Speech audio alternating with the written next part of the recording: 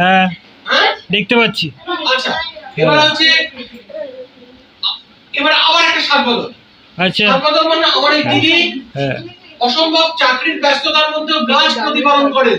বাহ। জগদীশ চন্দ্র বসুর বিখ্যাত কথা একটি গাছ একটি প্রাণ, তার সার্থক উপকার। যিনি গাছ ছাড়া কিছু ভাবতে পারেন না। তুমি কি বুঝতে পারছো আরেকটা জিনিস?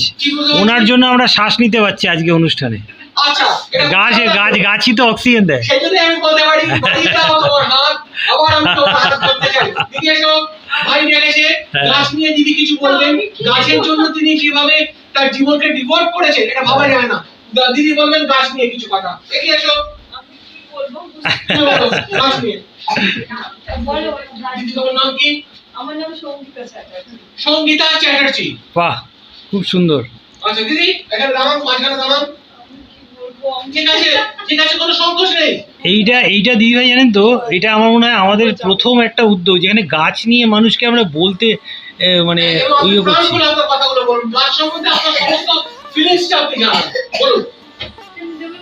সবার আগে ফুল, আমরা যে কোনো বাচ্চা একটা ফুল দেখলেই ভালোবাসে, তাই না? একটা ফুল বাচ্চাই ফুল, আর যে কোনো বাচ্চা হোক ছোট থেকে বড় সবাই ফুল ভালোবাসে।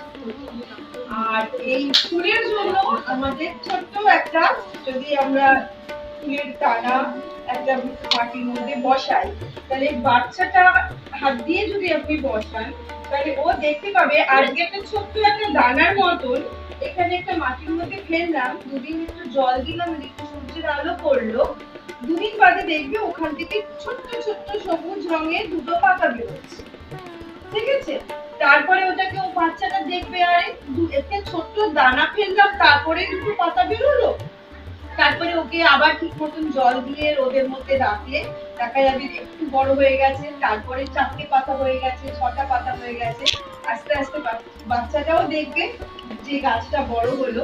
এবার আস্তে আস্তে ওর মধ্যে ফুল আসবে, বাচ্চাটাও ভালোবাসবে, আর বাচ্চাটার সাথে বাচ্চার মা বাবা সবাই ভালোবাসবে। তখন বাচ্চাটা যেমন নিজে নিজে বড় হবে, তার সাথে সাথে গাছটাও বড় হবে। ওর মধ্যে ওর মনোযোগটা ওর মধ্যেও যাবে, এবং সেটা একটা ডাইরেক্টলি এবং ইনডাইরেক্টলি দুদিকেই ওর একটা ভালো হবে। ডাইরেক্টলি হচ্ছে যেমন ওটার মধ্যে এনগেজ হয়ে গেল, একটা ভালো জিনিস এনগেজ হলো, সেটা থেকে একটা সৌন্দর্য উপভোগ করতে পারবে, তার সাথে কিন্তু একটা এনভায়রনমেন্টেরও যে উপকার হচ্ছে, যে অক্সিজেন পাচ্ছে সেটাও পাচ্ছে, সেটাও একটা উপকার। আর এটা হচ্ছে ও ডাইরেক্টলি পাচ্ছে। ইনডাইরেক্টলি যেটা আপনি মানে একটা গাছ লাগালে তার থেকে ফুল হবে, ফল হবে, পাখি আসবে, পাখি ফুলটা দেখবে, ফলটা খাবে, সেই দানাটা আবার পড়বে, আবার আরেকটা গাছ হবে। তাহলে এই যে একটা লাইফ সাইকেল, এটা সম্বন্ধেও ওর একটা ধারণা হবে বাচ্চাদের। তার সাথে এটা যেমন একটা ধারণাও হবে, তার সাথে একটা পরিবেশেরও একটা ভালো মানে বাচ্চাদের হিসাবে আমি বলছি যে পরিবেশেরও একটা উপকার হবে। এনভায়রনমেন্টটা অনেক বেশি সুন্দর হবে, সবুজ হবে, এবং অক্সিজেন অনেক ভালো থাকবে, আর পরিবেশটাও ভালো থাকবে, মনটাও ভালো থাকবে। বাচ্চারা যখন একটা খেলাধুলা করে, ওই খেলাধুলার ছলেই যদি বাচ্চাদেরকে একটা গাছ লাগিয়ে গাছটাকে একটু ছোট করে লাগাবার পরে তাকে যত্ন করানো শেখানো হয়, তার থেকে ফুলটা হবে, ফলটা হবে, তার দেখতে ভালো লাগবে, একটা মজা পাবে। একদিকে সেটা ওর মধ্যে এনগেজও যেমন থাকবে, তেমন ওর পরিবেশেরও ভালো হবে, আর ওর মনটা অনেক ভালো হবে। এটাই আমার করা ছিল। তার জন্য সবসময় কেউ চেষ্টা করলে একটা ছোট গাছ গিফট করা যায়, ফুল যেমন দেয় তেমন ছোট্ট একটা তুলসী গাছও গিফট করা যায়, বা যে কোনো একটা চারা গাছ গিফট করা যায়।